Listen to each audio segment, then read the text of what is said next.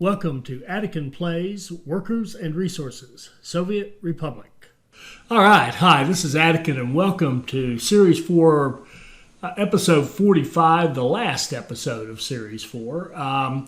We set our final goal to achieve a population of 50,000. We are now at 65,000 to have $50 million and 50 million rubles, and we've hit those goals. And I'm just going to give you a quick update on how we finished it off. Basically, we finished off this one we just started in the last episode. This worked out beautifully. This is like a maximized alcohol approach where we're producing a lot of alcohol, so much so that I have to run 2 trains to keep up with it. One just doing straight exports, the other taking alcohol up to a new community. And I want to show you that because that's the final thing that I did. This is our already existing production line. I have switched over now. I'm actually exporting the vehicles. As you can see here, I'm loading up the train and exporting the vehicles. And you don't get credit. I mean, I think you might get the money for it, but they never show up as exports. So that's something they need to fix. But here's the other thing I added. I like that alcohol one so much, I decided to do it with food. So I've got 4 food factories, a whole city to support those food factories, a couple of big farms down here to try to get some crops up here for the food.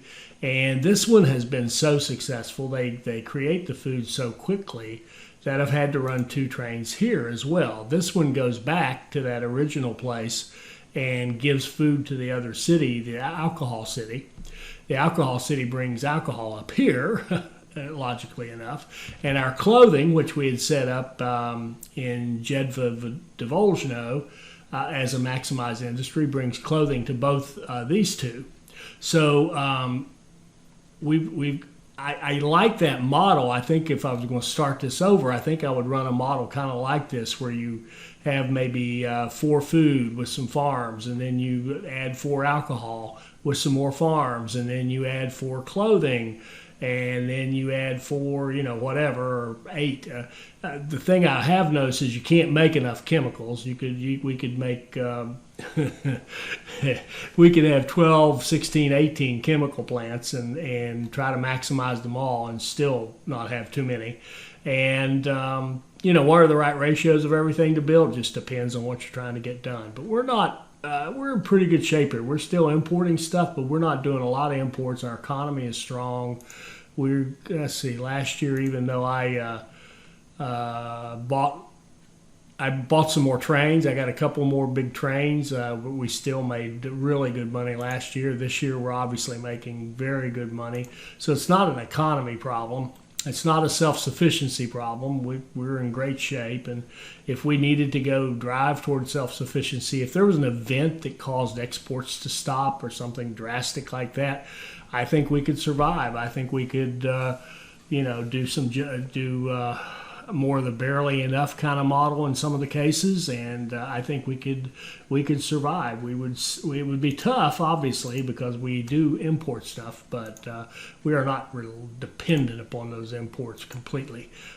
We could get along all right. So I've enjoyed playing this. If I sound like I'm hesitating, it's because I've enjoyed it, but I haven't been in love with it. I'm not a city builder person. I think they just go on and on and on and on. But I have enjoyed the depth of this game. There's a lot to it. If you love city builders, you'll love this one. If you like macro management, you'll love this one. The construction management, I thought, for me, is just, it's like watching paint dry. But again, if you like micromanagement and you're into that kind of stuff, it is a kind of a unique mechanic for games that are out there today.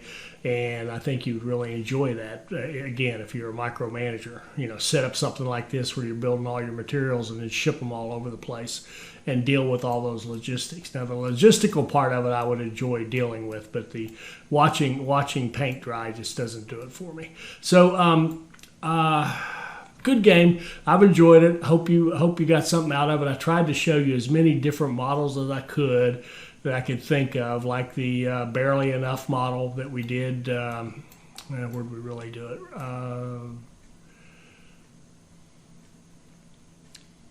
Sorry. where was it? Here in Jedva Divulgeno, we've got to deal with the pollution. We've got factories right downtown, but we've got them set to be a max of 30%. And we know they're not going to need all of that, so they don't run a lot of the time. And that being said, this one's shut down right now, the food. So this model can feed everybody, keep everybody happy, and then you can have a maximized model over here, like these 4 clothing shops that are making clothing and loading it into this train, which is about ready to go off, and it will deliver to those 2 places I mentioned, the new cities, the alcohol and the food city, and then it will actually the food city and then the alcohol city, and then it'll export the overage and make a whole bunch of money. So that's kind of a hybrid model.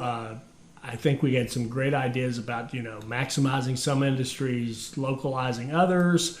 I do thank you all for all the comments and participation in the series. I thought it was really good, and I think I hope that it helped all of us become better players, and that those of you who are going to keep playing this game will enjoy it and have gotten something from this series that can help you enjoy the game even more.